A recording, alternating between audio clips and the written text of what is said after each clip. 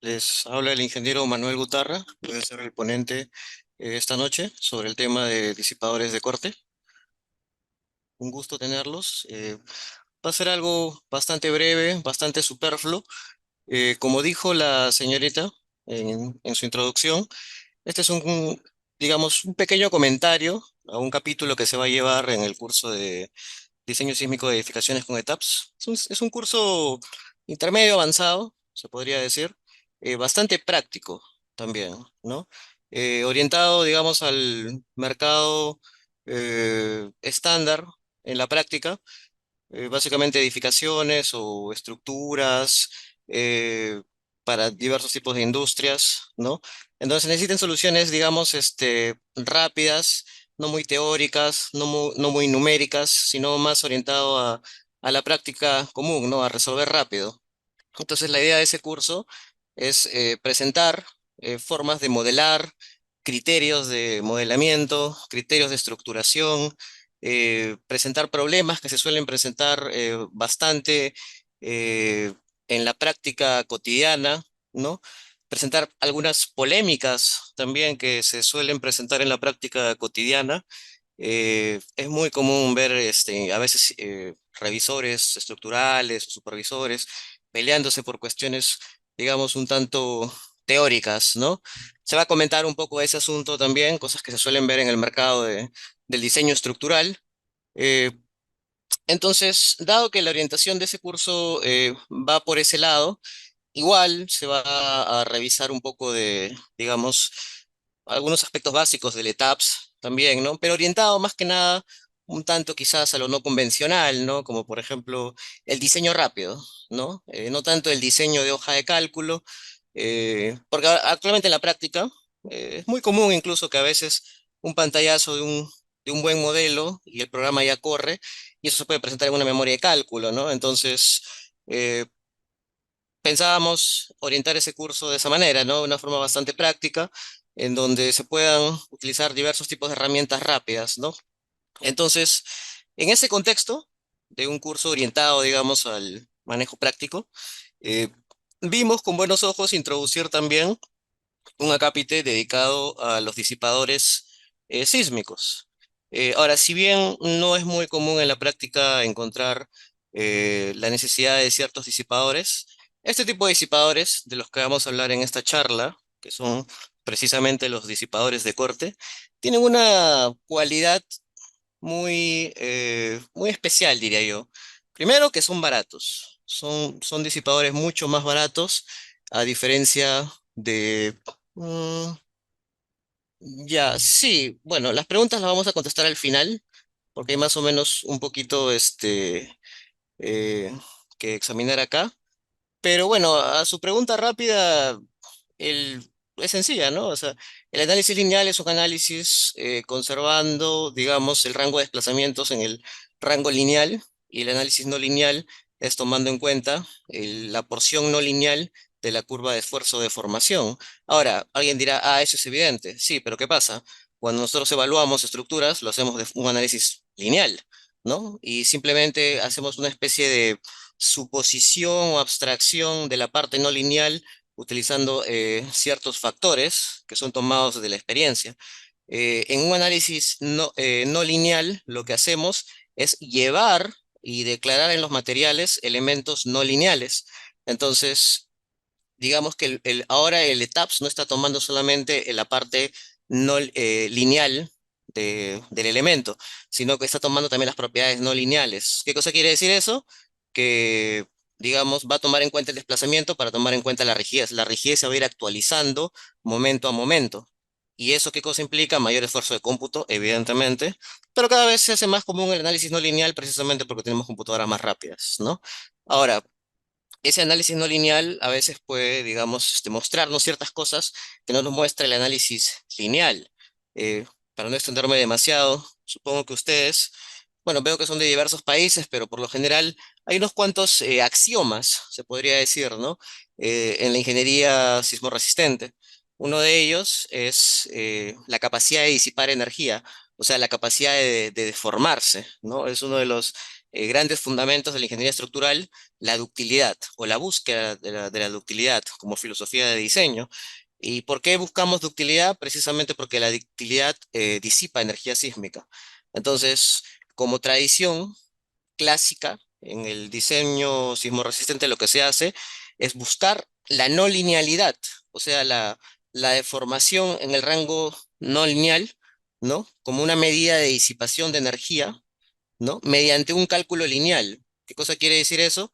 Que calculamos nuestra estructura de forma lineal. Matemáticamente, como digo, el programa solamente considera el rango lineal, ¿no? De los desplazamientos. Y luego lo que hacemos es dividir las fuerzas que obtenemos por un R. ¿Qué cosa quiere decir esa división? Que si bien cuando limitamos nuestras derivas, ¿no? A 7 sobre 1000, por ejemplo, ¿qué pasa? Como estamos en el rango lineal, salen fuerzas muy altas, ¿no? Y la filosofía de diseño te dice, tú puedes dividir esa fuerza que te sale, digamos, entre 8 y diseñar una sección que ya no va a soportar una fuerza de 200, sino una fuerza de, digamos, 25, ¿no? ¿Y por qué hacemos eso? Precisamente porque un elemento supuestamente diseñado para una fuerza menor igual va a poder deformarse y va a poder disipar energía, ¿no? Gracias a sus propiedades no lineales, a sus propiedades plásticas. Entonces, como filosofía de diseño, utilizamos las bondades, ¿no? De la plastificación, de la no linealidad, como un elemento, uno, para disipar energía y dos, para ahorrar costos, ¿no? Porque si diseñáramos solamente estructuras lineales sería carísimo, pues. Claro, en verdad, como filosofía de diseño, lo que se busca siempre es la ductilidad, ¿no? En el área sísmica.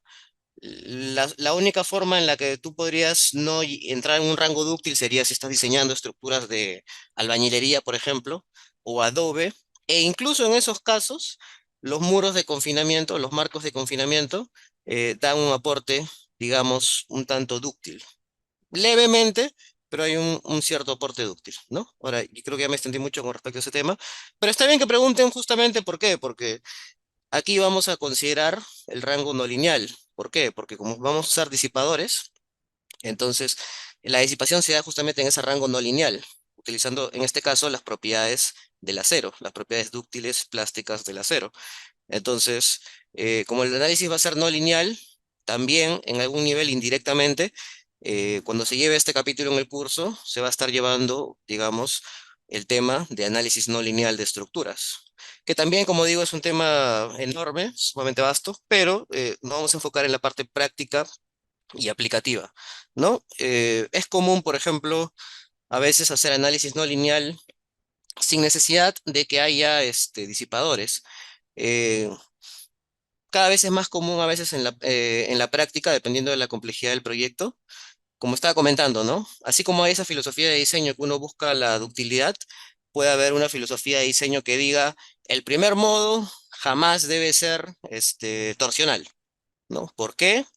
Porque, bueno, pues, ¿no? Se ha visto en la experiencia, se ha visto que estructuras que tenían el primer modo torsional han colapsado, ¿no? ¿Y cómo saben eso? Bueno, porque lo han visto pues en la vida real, ¿no? En sismos, ¿no? El mejor laboratorio de la ingeniería estructural, sismo resistente siempre va a ser el sismo, ¿no? Eh, entonces, ya, se ha observado eso, ¿ya? Si yo reviso las normas y yo me meto a la parte de irregularidad torsional, yo veo que cuando hay cierta, digamos, desproporción entre las derivas con respecto a la deriva promedio, ¿no? ¿Qué cosa ocurre? Eh, Hay una tendencia a la torsión, ¿no? ¿Y qué cosa te dicen las normas? Ah, castígalo por 1.5, 1.7, 1.6, dependiendo cómo serán sus normas. Ese elemento que está generando ese tipo de desplazamientos, porque ese elemento va a estar sometido a fuerzas mucho mayores, va a estar sometido a fuerzas mucho mayores que las que uno hace en el cálculo lineal espectral, ¿no? Entonces, la norma te dice eso, pero tú no tienes cómo demostrarlo. ¿Ya qué pasa? Si tú haces un análisis no lineal, ¿qué quiere decir esto? Que más o menos a d tercios o que diga, una distancia d o 2D o 1.5D del nudo, yo le coloco una rótula plástica y modelo una rótula plástica, de tal manera que estoy dando un rango de no linealidad a la deformación natural de los pórticos. Yo voy a encontrar que si hago un análisis no lineal, ¿no? Obviamente se va a demorar porque más que un análisis lineal, voy a encontrar que en esos elementos que están generando, que están sometidos a torsión, que están generando ese modo torsional, que el primer modo, por ejemplo, sea torsión, van a estar sometidos a desplazamientos y fuerzas mucho, mucho mayores que las que aparecen en un análisis lineal espectral.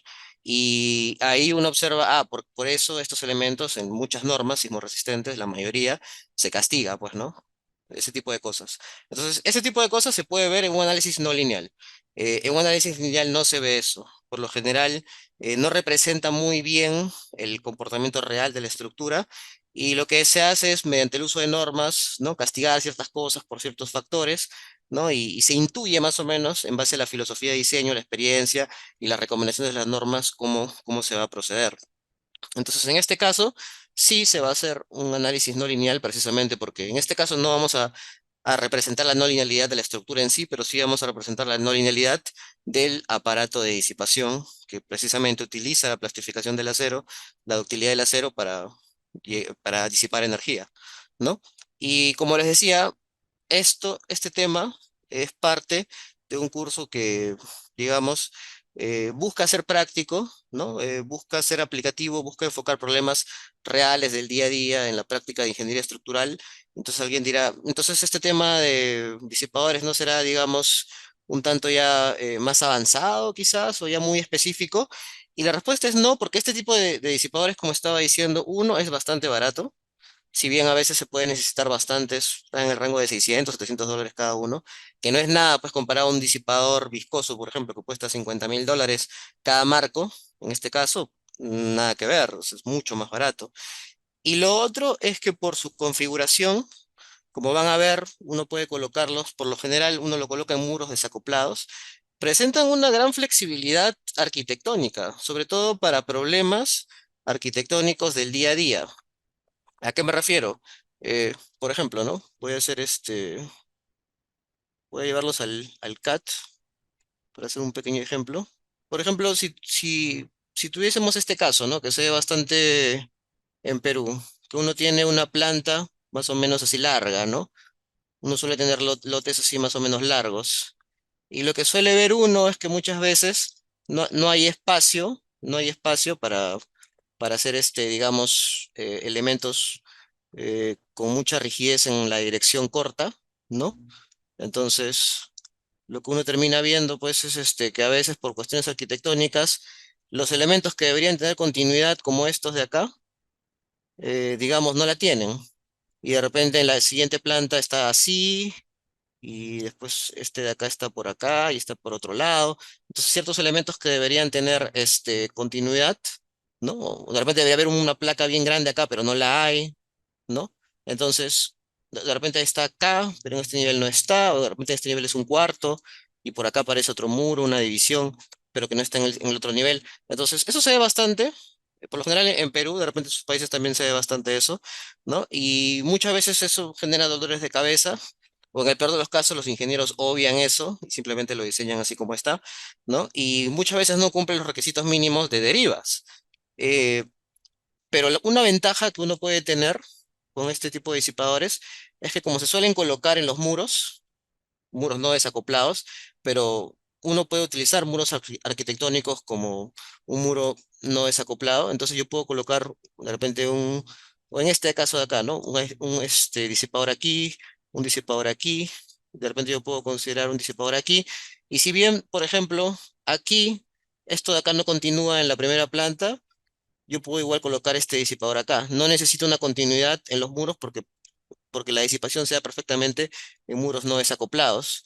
Entonces no necesito colocar pues una placa que va a continuar, digamos, todas las plantas, pero puedo ir colocando disipadores. Obviamente hay que hacer el análisis para ver cómo se va a distribuir, qué fuerzas van a generar, ¿no? O sea, de todas maneras es un análisis complejo porque hay que ver también, de repente cambian los modos por las fuerzas concentradas que estoy haciendo con los disipadores, pero ya, eso ya es parte del análisis, ¿no? Pero como medida práctica, de repente yo puedo colocar en una planta disipadores en muros que no tienen continuidad en la siguiente planta, y como funcionalidad general de la estructura voy a ver que acorto las derivas en la dirección corta, ¿no? Y puedo tener incluso mayor flexibilidad arquitectónica. Lo mismo que yo puedo, digamos, colocar, digamos, en muros. disipadores, digamos, como reforzamiento, también lo puedo hacer, y sin afectar necesariamente las arquitecturas, justamente porque tienen esa flexibilidad, ¿no? Alguien dirá, bueno, eso también yo lo puedo hacer con un disipador viscoso, ¿no? Esos marcos. Sí, pero son enormes, pues. Entonces, ahí sí no estarías aprovechando la arquitectura existente. En este caso, sí. En este caso no estoy afectando la arquitectura porque yo puedo utilizar lo que vendrían a ser tabiques, lo convierto en una especie de placa no desacoplada, que no necesariamente tiene que ser de 25. O sea, puede tener el espesor de, pero se diseña, obviamente, pero puede tener, llegar a tener el espesor 15, o en el peor de los casos 20, uno ya va viendo, pero vendría a ser pues un muro no desacoplado, una tabiquería no desacoplada, e incluso hasta en albañilería, si las fuerzas necesarias son pequeñas, uno puede calcular un disipador que va a ir en un muro desacoplado de albañilería, ¿no? Entonces, esa es una de las ventajas que se tiene con ese sistema. Es de los de todos los disipadores el que más, el que más resulta amigable para usarlo en el día a día, porque el costo-beneficio es, digamos, bondadoso, es práctico, eh, ¿no? Es flexible, ¿no? Es fácil de modelar, también de utilizar, digamos, dentro del nivel de lo que implica ya pues el análisis no lineal, el análisis con disipación, ¿no? Entonces, se vio, digamos, adecuado incluir ese tema también en este curso, que como digo, es un curso práctico de TAPS, ¿no? Entonces, precisamente por las ventajas que tiene.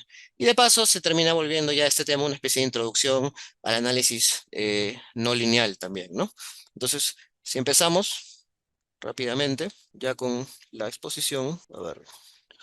Entonces, como había comentado, ¿no? A nivel de sistemas de protección sísmica, es una tendencia ya que tiene sus años, ¿no?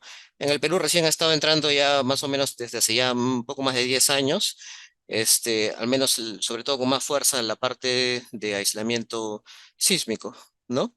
Entonces, las estructuras convencionales, ¿no? En este caso se equipan con dispositivos que pueden controlar desplazamientos, fuerzas, velocidades, ¿no? Y que ayudan a reducir el daño en las estructuras, ¿no? Generando pues un cambio en el comportamiento dinámico de la estructura en general. Eh, bueno, acá se ve, digamos, un diagrama de los tipos de protección sísmica que existen, ¿no? Como sistemas activos, pasivos, semiactivos o híbridos. Nosotros estamos acá, ¿no? Los sistemas pasivos, justamente que reaccionan ya ante el movimiento del sismo, ¿no? Como el aislamiento de base, que reacciona ante el desplazamiento, el disipador de energía también reacciona ante el desplazamiento, o los de masa, ¿no?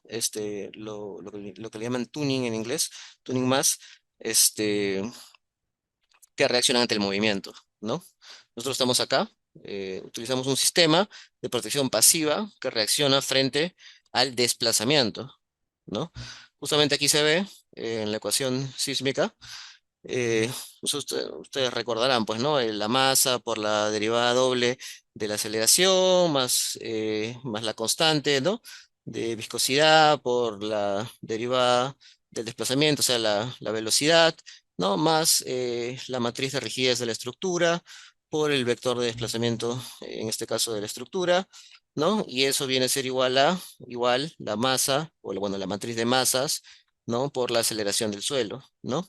Eh, en este caso, a la ecuación se le añade eh, básicamente una nueva disipación, ¿no?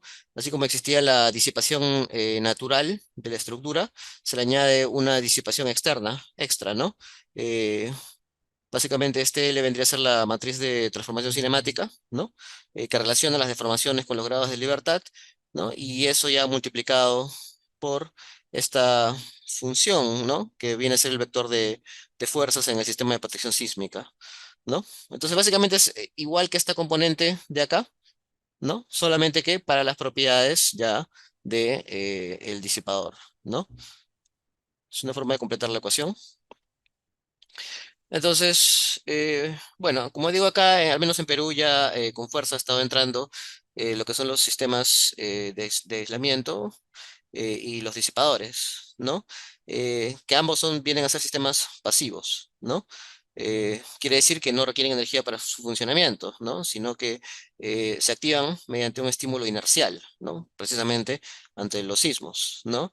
Dentro de las filosofías de diseño de la protección sísmica está lo que se llama el enfoque de control, ¿no? Y el enfoque de control básicamente busca controlar en la mayoría de casos eh, derivas, desplazamientos, ¿no? Fuerzas también podría ser, ¿no? Y de estos hay dos métodos, ¿no? La aislación, el aislamiento de base y lo que viene a ser la disipación de energía, que es lo que vamos a ver nosotros. Esto es solamente un comentario. Entonces, bueno, del elemento de base, un comentario rápido. Supongo que algunos de ustedes también estarán familiarizados, ¿no? Como indicaba, es una protección sísmica pasiva, ¿no? Que lo que hace es disminuir derivas ya a nivel de la superestructura. Claro, hay diferentes tipos de aisladores. Un tipo de aislador es el aislador elastomérico, que utiliza apoyos elastoméricos, ¿no? Pero también hay otros tipos, ¿no? Y claro, el que se ve acá, por lo general, tiene la forma de un apoyo elastomérico.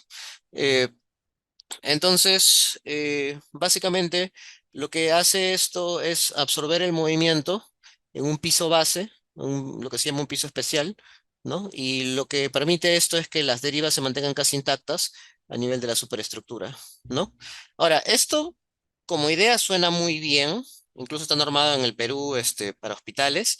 En la práctica se ha visto que no es tanto lo ideal, y eso lo vamos a comentar ahora, ¿no? Como digo, la idea es buena, ¿no?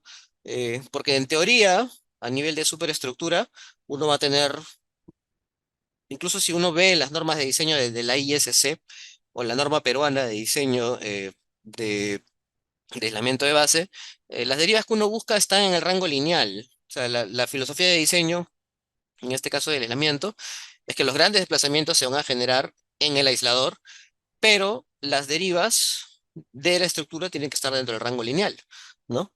Entonces, eso hace que la respuesta se controle por el primer modo, ¿no? Ese es un beneficio en lo que se refiere al cómputo.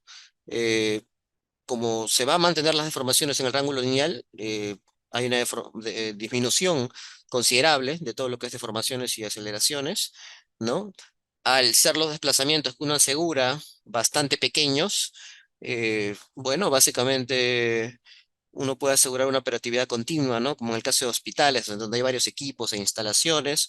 Entonces, alguien podría decir que se vuelve casi hasta obligatorio, como está en la norma nuestra, utilizar aislamiento de base porque uno restringe bastante de las derivas, ¿no? Y como consecuencia directa o indirecta de derivas bastante, casi hasta despreciables en algunos casos, es que uno puede evitar daño en elementos estructurales y en elementos no estructurales. Sin embargo, hay desventajas, ya, pero en lo que se refiere a la parte operativa, no tanto en el diseño, ¿no? Eh, Requiere, como digo, un piso base, un piso especial, ¿no? Entonces, necesita que la arquitectura sea subordinada, ¿no? Al diseño. Y eso muchas veces no es muy atractivo para los diseñadores. Muchas veces le rehuyen, con diseñadores me refiero a los arquitectos, muchas veces también por eso el proyecto se vuelve hasta especial, digamos, y termina girando en torno a toda la planificación que involucra la colocación del aislador, ¿no? Entonces, en términos constructivos, se vuelve ya un tanto engorroso, ¿no? Tanto es así que en el caso de hospitales está normado que se tiene que usar aisladores, cosa que es polémica porque uno puede utilizar otras formas de controlar desplazamientos, por ejemplo, asegurando operatividad continua, ¿no?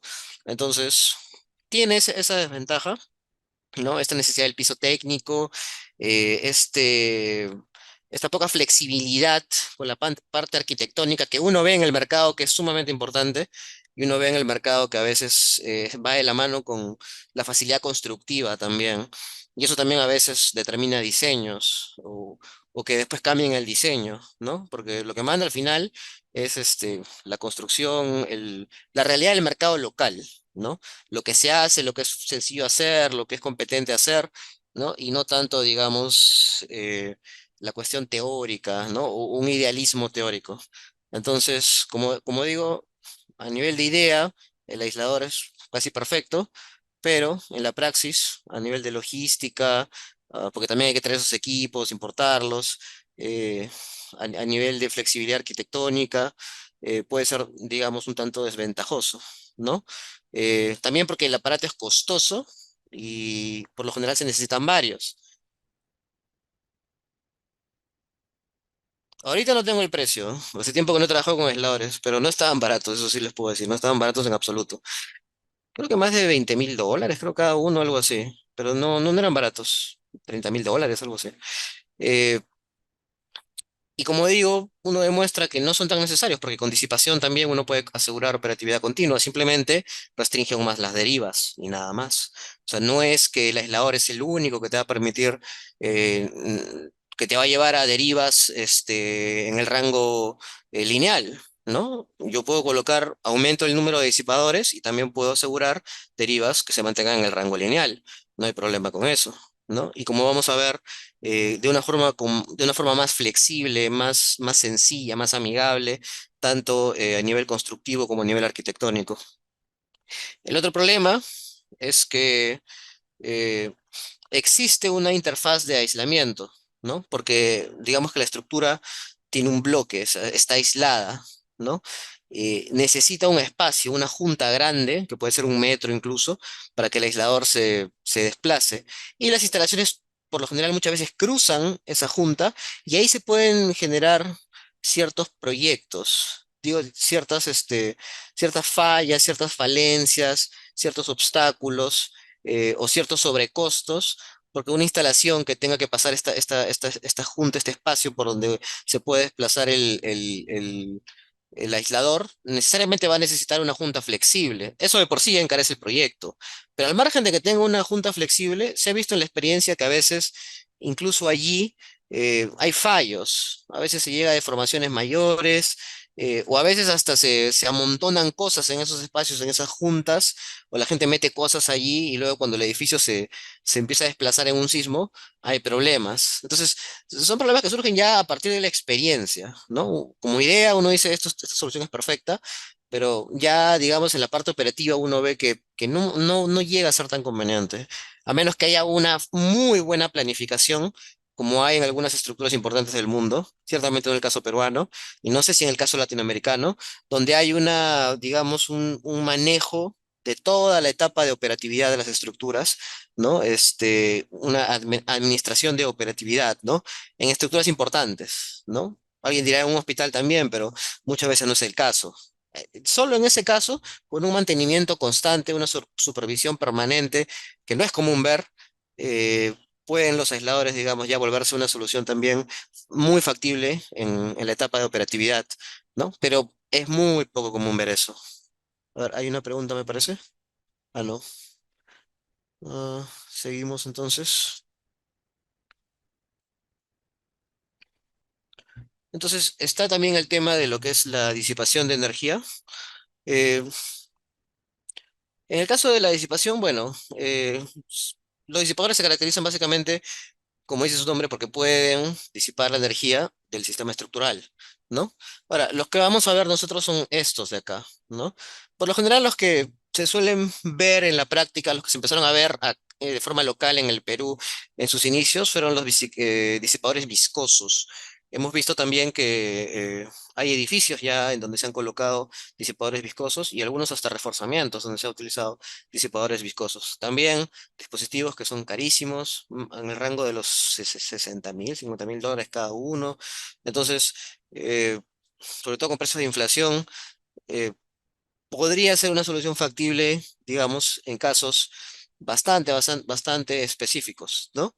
Y cosa que se ha hecho. O sea, se han reforzado estructuras, me parece el aeropuerto también se reforzaron con disipadores viscosos, pero se caen de frente con, digamos, los disipadores metálicos. O sea, si somos objetivos, este es un disipador SLB, ¿no? En un muro desacoplado. Acá hay, digamos, en la geometría con la que se ha hecho esto, los fabricantes han hecho modelos numéricos, ¿no? Han hecho ensayos experimentales, han hecho varias cosas interesantes. Eh, pero para efectos prácticos, esta es una plancha de acero. Entonces, por más que al final, digamos, hay un precio, ¿no? Por autoría intelectual y por manejo del mercado marketing o lo que quieran ponerle, sigue siendo una plancha de acero que puede ser muy barata comparada pues con un, un disipador, digamos, de amortiguamiento de masa. Esta estructura sola es carísima, ¿no? O sea, aparte que ocupa un piso entero, ¿no? Necesita un piso especial, una configuración especial, ¿no? O disipadores viscosos, pues que vienen a ser casi una especie de muro de, de, este, de acero, ¿no? Con propiedades viscoelásticas, que también es un material, digamos, más caro. Entonces, al final son sistemas mucho más caros. Y uno lo ve no solamente por la tecnología en sí misma, que como digo, esto no es nada más que una plancha. O sea, la geometría de esta plancha es lo que permite que se genere un comportamiento de disipación por corte. Porque una de las cualidades del acero es que a corte disipa energía. Y nada más. O sea, se está utilizando básicamente la propiedad de un material, la capacidad de disipación del acero, ¿no? De forma concentrada, de forma diseñada, pero al final es una plancha de acero. O sea, nunca va a ser más caro pues que alguno de estos elementos, ¿no? Y al mismo tiempo nunca va a ser tan sencillo de implementar, ¿no? Como en un muro desacoplado cualquiera. O sea, si por ejemplo si acá había un muro, simplemente uno puede picar y lo coloca acá, ¿no? Obviamente es un poco más complejo que eso, pero uno puede aprovechar incluso arquitecturas existentes, ¿no? Porque claro, alguien tendría que comprobar si ese muro que existe puede aguantar, o en todo caso demolerlo y hacer otro, o colocar un marco y colocar acá la platina, que son soluciones que vamos a ver brevemente también en este webinar, cosas que como les digo, es un comentario nada más a un capítulo entero de un curso del curso que vamos a llevar. Entonces, ¿cómo funciona, no? Eh, bueno, lo que se hace es, en este caso, instalar los dispositivos en el interior de las construcciones, ¿no? Se conectan con la estructura y de esta manera se utiliza tanto el amortiguamiento, la rigidez y la resistencia, como la resistencia del disipador para mejorar el comportamiento de toda la estructura, ¿no? Entonces, la ventaja de esto es que uno puede, porque uno no puede reforzar, bueno, sí podría, pero sería carísimo. Me parece que se hizo en la estructura del Capitolio, creo que me parece del Instituto Tecnológico de Massachusetts, me parece que hicieron eh, toda una gran obra donde colocaron aisladores de base debajo de una estructura existente. Entonces, la sola idea es titánica. A diferencia de un disipador que sí permite, digamos, mejorar el comportamiento dinámico de la estructura eh, dentro de la estructura misma, colocando elementos dentro de la estructura misma sin modificar mucho, ¿no? Eh, lo más sano, lo más humano, en el caso del aislamiento de bases, hacerlo de diseño, pero no como reforzamiento. En el caso de los disipadores, resultan digamos, una idea cómoda, tanto a nivel de diseño como a nivel de reforzamiento, y los disipadores de corte, más aún todavía por su flexibilidad, por su facilidad, ¿no? Por su practicidad. Entonces, como estaba mencionando, eh, los beneficios de la disipación son parecidos a los que se puede ver, digamos, en, en el caso del aislamiento, pero por ejemplo ayuda con los casos de vibración, ¿no? Por ejemplo, un aislador eh, no te va a ayudar tanto con vibraciones de viento como si te podría ayudar un disipador. Porque básicamente, si hay vibraciones de viento, no es que se van a concentrar en la base, como se concentran en las vibraciones sísmicas en el suelo, ¿no? Y como está en el suelo con la base, ahí se genera el aislamiento del movimiento, ¿no? Entonces permite, pues, derivas muy pequeñas en el rango lineal, en la superestructura, pero si viene viento, ¿no? Por más que sea una estructura de 4 pisos, si genera viento y se generan algún tipo de vibración, eso no lo va a poder controlar el aislador, a pesar de que puede haber un cierto beneficio al respecto. Pero al estar los disipadores en cada piso, por lo general, presenta un mejor comportamiento para el caso de vibraciones, ¿no? Sobre todo en estructuras altas donde se ve más el caso de vibración por viento, que por lo general se soluciona aumentando la rigidez de la estructura, ¿no? Pero en este caso puede ayudar bastante la disipación. La otra ventaja es que no lo mencioné anteriormente, pero los aisladores por lo general no se pueden utilizar en estructuras de mucha altura, tienen que ser de baja altura, a lo mucho 4 pisos y no más que eso. Los disipadores pueden funcionar para todos los tipos de estructuras, pueden ser estructuras bajas y estructuras altas, entonces también se presentan como una solución un tanto más flexible, más amigable. ¿no? Bueno, también existen varios, ¿no? Como digo, varios tipos, metálicos, viscosos, friccionales. En otro caso, vamos a revisar un poco de lo que es básicamente la parte eh, de disipación por corte, ¿no? O sea, metálico, ¿no? Y no requiere mucho mantenimiento, ¿no? Podría haber un cambio si de repente pues fue el megasismo y se presentó daño en un disipador, pero eso no te va a afectar la estructura. O sea, falla un disipador, ya, falló el disipador de repente en un sismo sumamente violento, porque no va a fallar en cualquier sismo, y la estructura va a seguir allí, pero si te falla un aislador, el aislador de por sí es la base, es la conexión entre la superestructura y la superestructura. O sea, que te falla un aislador es como que te falla un pilar, como que te falla una columna, ¿no? Entonces, obviamente puede generar hasta colapso, que es lo que es que se ha visto, por ejemplo, en el caso de puentes. Me parece que este es un puente en Ecuador, a ver si alguien confirma, no sé si fue en este caso donde se vio esto, donde hubo desplazamientos tan grandes en el aislador que se colocó en un puente que terminó generando vuelco, ¿no? Entonces, a nivel teórico podría pasar, pero a veces pasan estos. De repente no calcularon los momentos extras que se estaban generando producto del sobredesplazamiento que tenía el aislador. Y sin embargo, terminó fallando. Podría ser incluso peor el caso. Podría darse el caso de que así se tomaron en cuenta esos momentos de segundo orden por el exceso de desplazamiento del aislador, pero aún así, de repente, las tablas que utilizaban, los factores que utilizaron que venían de fábrica, quizás no fueron tan confiables y generó ese fallo, que también es otro problema que se puede tener con el caso de los aisladores. Entonces, en el caso peruano, solamente tenemos una norma de aislamiento sísmico. Como digo, es una decisión un tanto polémica, no se sabe muy bien por qué. De la misma manera que la norma de diseño sismo resistente recomienda el uso de aisladores para hospitales, pero nada más, no recomiendan estructuras de disipación, solamente de aislamiento, cosa que tampoco tiene mucho sentido porque uno puede controlar derivas y garantizar operatividad también con disipadores. No es que el aislamiento sea la única opción. Eh, con respecto a la disipación, en el Perú no hay norma.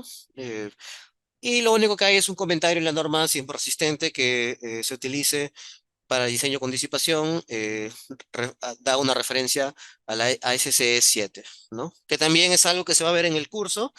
Nosotros vamos a hacer el curso enfocado en diseño con la norma E030, que es norma sismo resistente peruana, norma E060, norma de concreto armado peruana, y también con la norma ACI 2019, ACI 318-2019, que es la última edición, no me parece que es la penúltima de la ACI, y también con la norma, como diseño sísmico, vamos a utilizar la norma ASCE 7. Entonces vamos a utilizar las dos normas americanas de concreto y de sismo resistencia y también las dos normas peruanas, porque esto es un curso para el Perú, ¿no?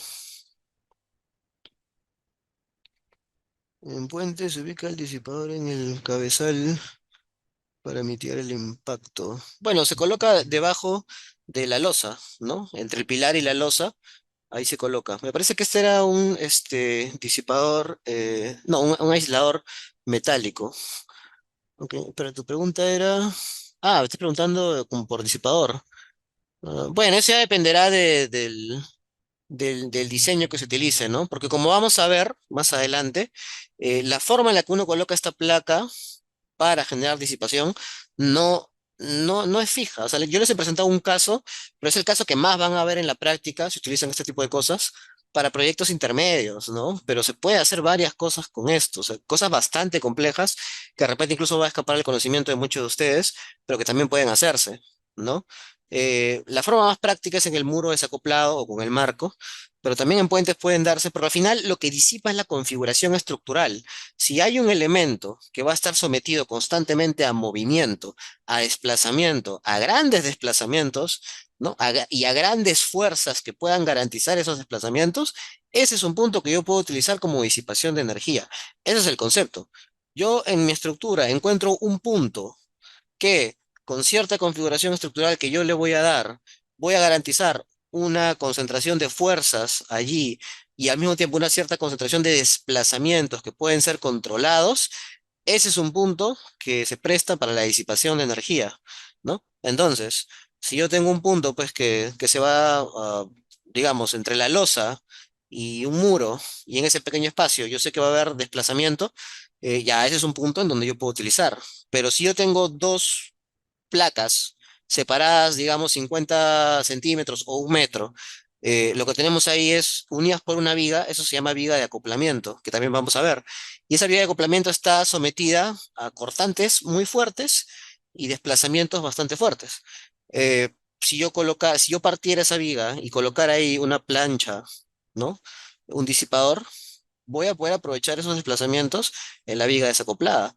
Lo puedo hacer también un dintel. Un dintel también está sometido a fuerzas de corte que van variando, y puede estar sometido a desplazamientos. Si yo también allí utilizo, digamos, las propiedades de ese punto que va a estar sometido a fuerzas y desplazamientos constantes durante un sismo, yo puedo colocar ahí una platina, ¿no? Y puedo utilizar ese elemento como disipador. Entonces, por eso estamos hablando de esto, justamente porque existe esa flexibilidad de, si se entiende el concepto, utilizar este tipo de disipadores en diferentes puntos, aprovechando la flexibilidad de la simplicidad que tiene la solución, ¿no? Entonces, a ver, seguimos. Entonces, bueno, se llaman SLB porque significa Stirling Boso. Eh, Son, como les había dicho, platinas, ¿no? Platinas de acero, ¿no? Justamente que sirven como sistema de protección sísmica, ¿no? Mediante la disipación. Lo que se aprovecha es básicamente el comportamiento histerético del metal, ¿no? Para disipar energía, sobre todo la histéresis en corte, la disipación en corte. Ese es el gran principio, ¿no? Porque alguien dirá, ingeniero, y a deformación axial se genera pandeo inelástico y ahí no disipas nada. Aunque a alguien podría de repente crear algún tipo de disipador que pandee y luego recupere su deformación, no sé cómo funcionaría, y quizás podría funcionar como disipador, y quizás tendría que hacer sus ensayos, ¿no? Pero al menos como corte, el acero ofrece muy buenas cualidades de disipación. Entonces, como está mencionando, ¿no? Se utiliza el rango inelástico del acero, ¿no?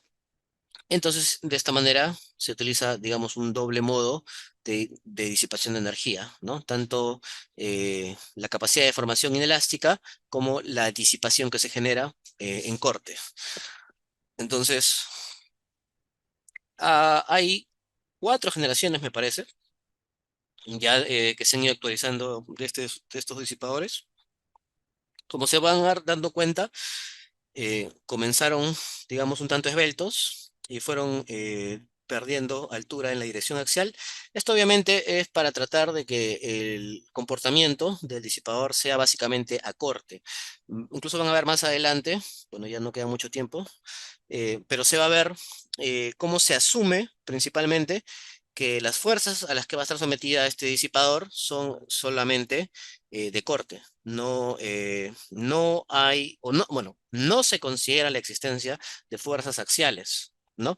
Por ejemplo, si uno ve acá, ya, si uno ve acá, la fuerza ingresa por acá, por este lado de aquí, ¿no? Y va a generar un momento en la base, en este punto donde estaría este celular, ¿no? Y al mismo tiempo, eh, si va a haber movimiento, o sea, si va a estar esto empotrado en una viga, esto se va a deformar y va a generar ciertas fuerzas axiales, ¿no? Entonces, si bien la disipación se diseña asumiendo que solo hay fuerzas de corte, en esta configuración también se presentarían fuerzas axiales. Entonces, ¿qué pasa? Ya en la última generación lo que se ha hecho es una conexión de lo que se llama tipo peine.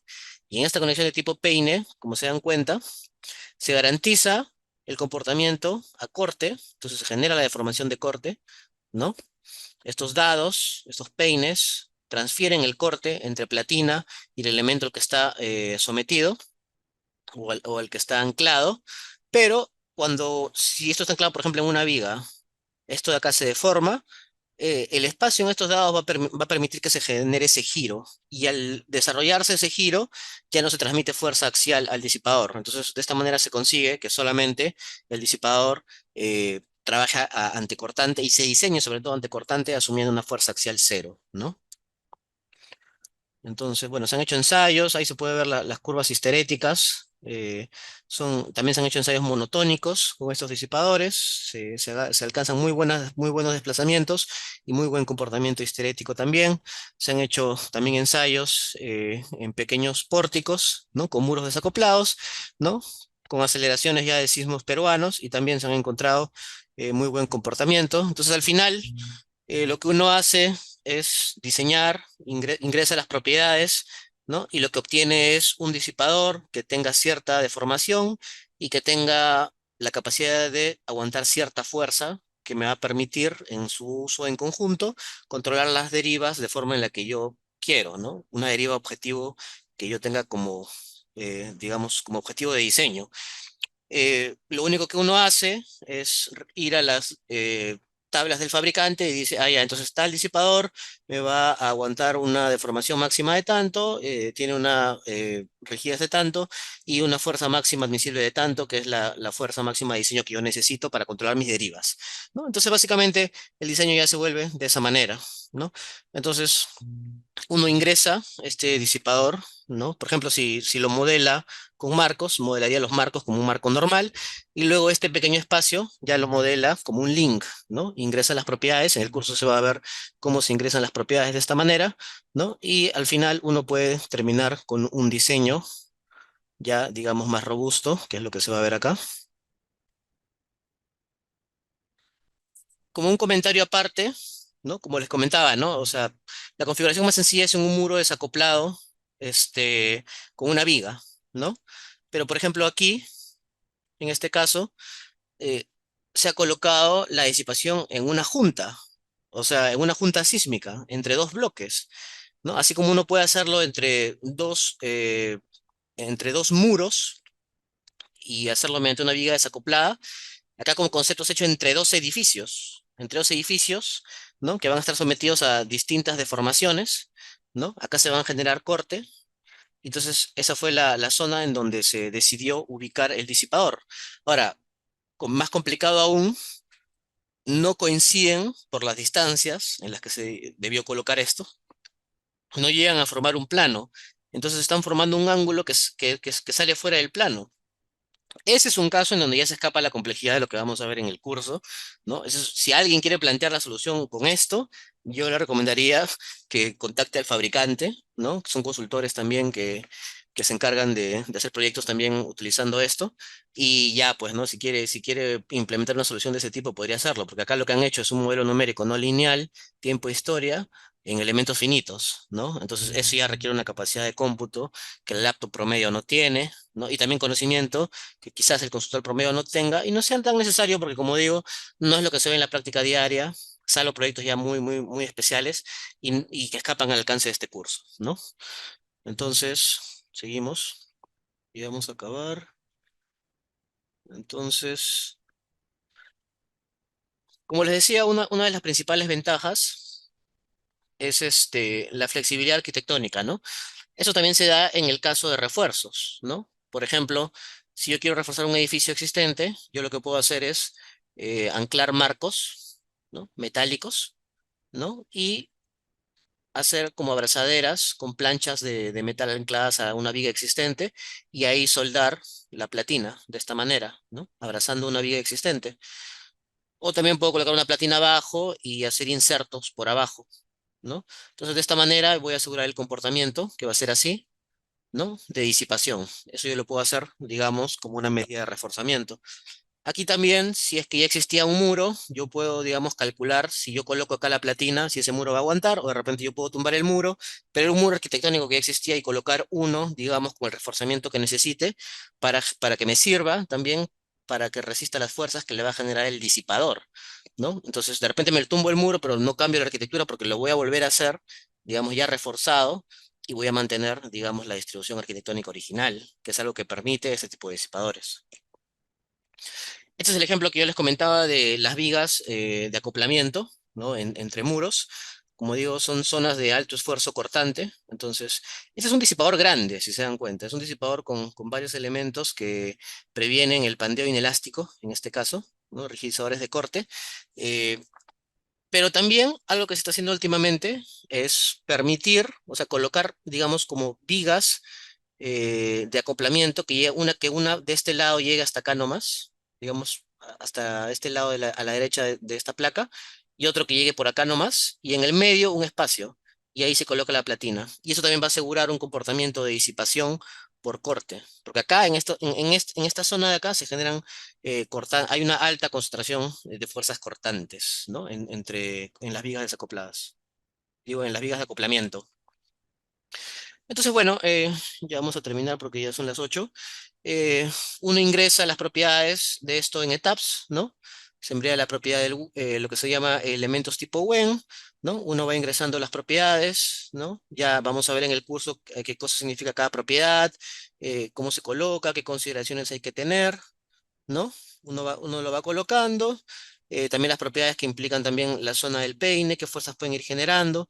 Entonces uno modela sus placas, ¿no? O las vigas, ¿no? Y entre esa conexión lo que se modela ya es un elemento link con las propiedades que se van a enseñar. Obviamente esto de acá no se ingresa en el programa, pero también se toma en cuenta, digamos, las fuerzas que se van a generar para ver si puede aguantar la viga superior o hay que hacer un reforzamiento. Bueno, se van a revisar los tipos de diseño también, ¿no? Y luego finalmente, porque ya estamos terminando, en el curso se va a ver, bueno, se va a ver un ejemplo en edificación también, pero se va a ver también en las clases eh, un modelo de este tipo, ¿no? Que es un modelo donde se introduce el uso del disipador. Este es el link de acá, que tiene las propiedades. ¿No? Acá en assignment dice SLB2, ¿no? SLB2 es un tipo link con propiedades que ya vamos a comentar también más adelante, ¿no? Uno somete esto a un análisis tiempo-historia no lineal, ¿no? Que también vamos a ver las bases de cómo generar un análisis tiempo-historia no lineal, ¿no? Y luego uno con eso ya puede ver más o menos cómo es el comportamiento, por ejemplo, de la cortante, ¿no? Cómo va a ir variando la cortante. Mira, por ejemplo, esta es la forma en la que está variando la cortante en la base, ¿no? Mediante el uso del disipador ante un sismo que se le ha dado, ¿no? Y con eso también uno puede ver cómo va variando los desplazamientos, cuáles son los desplazamientos más críticos, las fuerzas más críticas que se van a ir generando en la estructura y cómo la colocación estratégica de estos disipadores puede ayudar a lograr mejores derivas, un mejor comportamiento integral de la estructura, manteniendo, digamos, un costo-beneficio bastante ventajoso y al mismo tiempo una gran flexibilidad arquitectónica y flexibilidad para posicionar sobre todo estos disipadores como una solución. Bueno, eso sería todo. Muchas gracias. Este es, como le digo, un webinar bastante breve, un comentario al tema que vamos a ver ya en clase del curso que se viene de diseño de estructuras con ETABS, ¿no? Y esto corresponde ya al capítulo de lo que sería análisis no lineal con disipadores, ¿no? Espero que haya sido de su agrado y muchas gracias por su atención.